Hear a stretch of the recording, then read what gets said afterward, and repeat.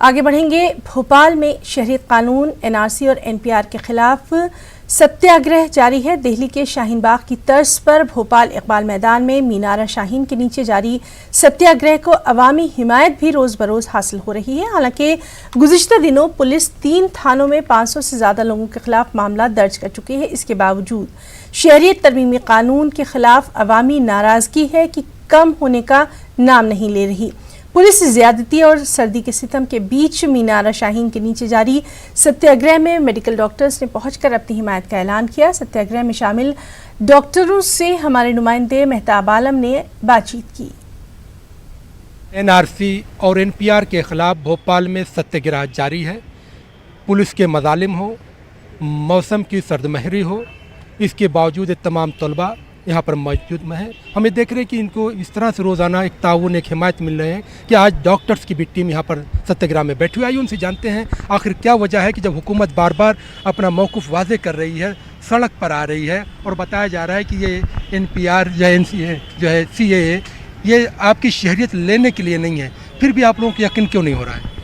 Sir, इस सरकार की तो अब किसी भी बात पे पूरे देश में किसी को भी यकीन नहीं है, क्योंकि हमारे गृह मंत्री जी कुछ और कहते हैं संसद में जाकर, प्रधानमंत्री जी कुछ और कहते हैं। इतना कॉन्ट्रडिक्शन जब 2 टॉप लेवल के नेताओं में ही होता है और उनकी ज़मीनी हकीकत जब टीवी बताती है।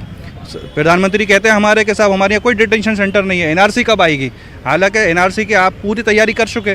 आपके गृह मंत्री ने कहा कि 2024 से पहले एनआरसी होगी, डेफिनेटली होगी, तो हम क्यों ना माने इस बात को। एनआरसी होगी तो मुल्क में अराजकता फैलेगी और लोग परेशान होंगे, और उस परेशानी को देखते हुए आज पूरा देश एक साथ खड़ा हो गया। सब के सब एक साथ खड़े हो गए, चाहे वो स्टूडेंट्स हों। आप ये देखिए यहाँ सारे डॉक्टर्स हैं, इनको अपना भविष्य दिख रहा है कितना अंधकार में जाने वाला है। तो हर इंसान को अपना भविष्य इस टाइम दिख रहा है कि कितना अंधकार में जाएगा। वो अपना भविष्य बचाने के लिए, अपने देश को बचाने के लिए, क्योंकि युवा ही जो होता है देश का भविष्य होता है। आप लोग यहाँ पर जो है एक ख़ास मौका और ऐसा वक्त जब आप लोग अपनी प्रैक्टिस भी कर सकते और अपनी तालीम पर जो फोकस कर रहे थे, लेकिन यहाँ पर निकल के आने की क्यों ज़रूरत महसूस हो रही है? क्या हुकूमत के अगर मौक़िफ़ पे यकीन नहीं है तो आइन पे तो आपको यकीन है?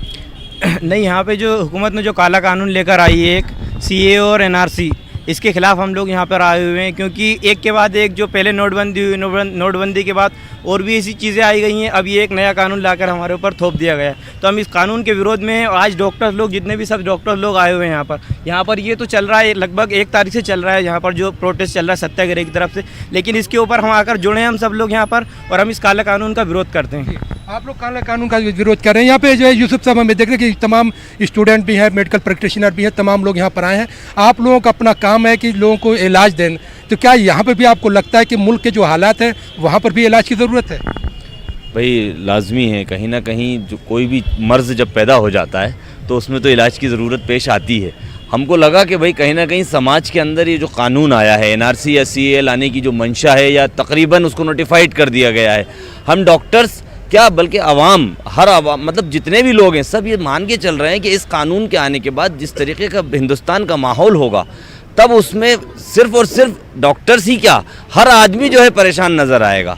तो हम लोगों की ही नहीं बल्कि हर आवाम में हर आदमी की एक जिम्मेदारी है कि इसको किसी भी तरीके से एनआरसी और सीए को रोका जाए, क्योंकि इस काले कानून के बाद हम देख चुके हैं सरकार की मंशा। नोटबंदी में कितने लोगों की लंबी लंबी लाइनें लगी, कितने हज़ारों लोग उस लाइनों में मरे, सरकार को कोई फ़र्क नहीं पड़ा। उसके बाद जिस तरीके के भी कानून वो लाना चाहती है, संवैधानिक तौर पर हर कुछ अपने हिसाब से संविधान के अंदर, पिछले 70 सालों में क्या संविधान नहीं था? या संविधान, लेकिन सरकार तो ये कह रही है कि आपको गुमराह किया जा रहा है और ये जो है कानून जो है सबको नागरिकता देने के लिए। हाँ भाई लाजमी है, मतलब एक आपका कहना मकसद ये है कि जो सरकार कह रही है वो जो बिल्कुल सही है। मतलब ये जो इतना बड़ा एक आंदोलन, जस्ट लाइक जेपी आंदोलन की तरह पूरा हिंदुस्तान उठ खड़ा हुआ है, हर समाज का, हर तबके का, हर धर्म का आदमी इसके खिलाफ खड़ा हुआ है, तो वो सब बेवकूफ़ हैं। सिर्फ 2 लोग हमको समझाने की कोशिश कर रहे हैं हिंदुस्तान में, या एक समान मानसिकता के लोग, एक विचारधारा के लोग हमको ये समझाने की कोशिश कर रहे हैं कि नहीं नहीं ऐसा कुछ भी नहीं है।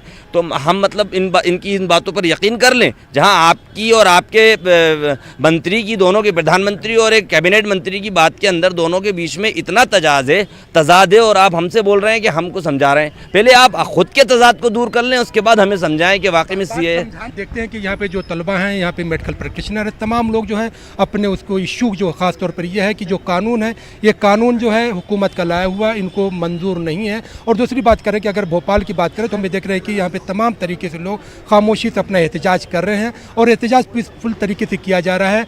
23 जनवरी से लेकर, क्योंकि सुभाष चंद्र बोस की जयंती है, और उससे 30 जनवरी हम देखते हैं कि गांधी जी की शहादत दिवस है। लगातार पूरे मध्य प्रदेश में 19 जो है ऑर्गेनाइजेशन ने फैसला किया है कि हम आवाम की अदालत में जाएंगे और जब तक ये कानून वापस नहीं होता तब तक उनका एहतजाज जारी रहेगा। कैमरामैन शेख अफजल के साथ मेहताब आलम, न्यूज़ 18 भोपाल।